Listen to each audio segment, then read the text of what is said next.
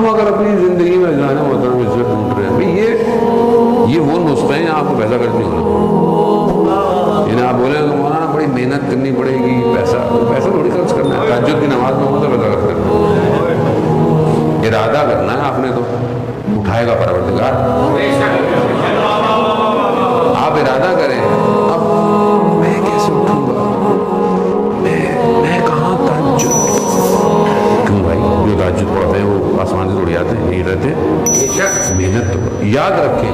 روحی روحانی کوئی بھی کمال حاصل کرنا ہو بغیر تہجد کے نہیں حاصل ہو سکتا. یاد رکھیں کوئی بھی کمال بغیر شب زندہ داری کے کہ اس کی بارگاہ میں سجدے کیے جائے نہیں پہنچ سکتا.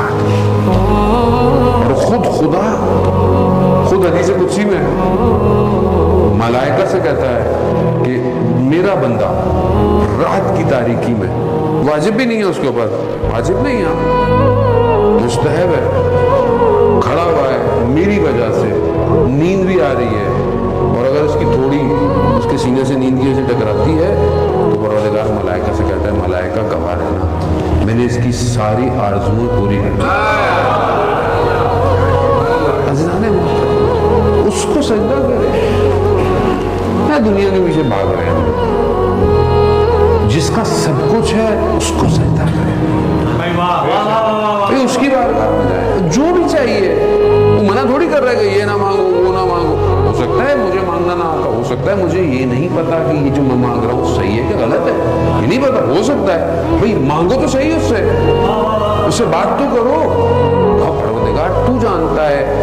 ہم اگر جوان ماشاءاللہ بیٹھے ہوئے ہیں, جوان ہے, گناہ ہو جائے, نہیں بچ پا رہا گناہوں سے, نہیں چھپتے گناہ. بھائی انسان ہے نا, خود دنیا بھی ایسی پرآشوب ہو گئی ہے, گناہ بھی سستا ہو گیا ہے, ہر چیز آسانی ہے نا آج کل. اب یہ کس سے کہے, کسی سے نہیں کہو, خدا کی بارگاہ میں جاؤ. پروردگار تو جانتا ہے میری کمزوریاں کیا ہیں, تو جانتا ہے مجھے میں کس چیز کے پیچھے بھاگ رہا ہوں. پروردگار تو خالق ہے, تو چاہے تو سب کر سکتا ہے. بھائی یہ جو ہارڈ ویئر ہے اندر اور اس کے اندر سافٹ ویئر ہے, ہارڈ ویئر اس کے اندر سافٹ ویئر. ہارڈ ویئر سب کے پاس ہے, سافٹ ویئر نہیں سب کے فرق ہوتا ہے نا.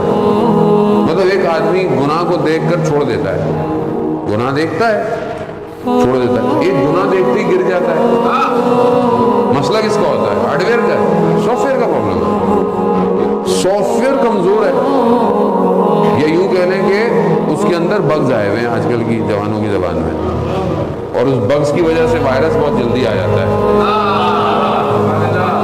تو اب کیسے صحیح ہوگا, یہ کون صحیح کرے گا؟ آپ اس کی بارگاہ میں آنسو بہائیں, وہ آپ کا سافٹ ویئر اپڈیٹ کر دے گا.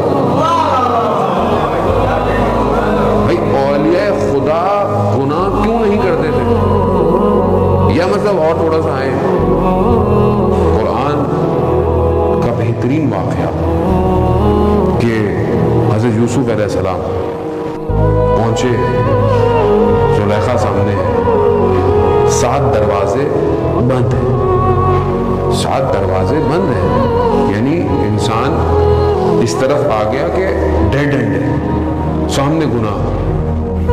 لیکن حضرت یوسف نے یہ نہیں کہا کہ مطلب زلیخا کو کہ مطلب تمہارا شوہر کیا سوچے گا یا کیا, کچھ نہیں. خالق پروردگار تیری پناہ چاہتا ہوں.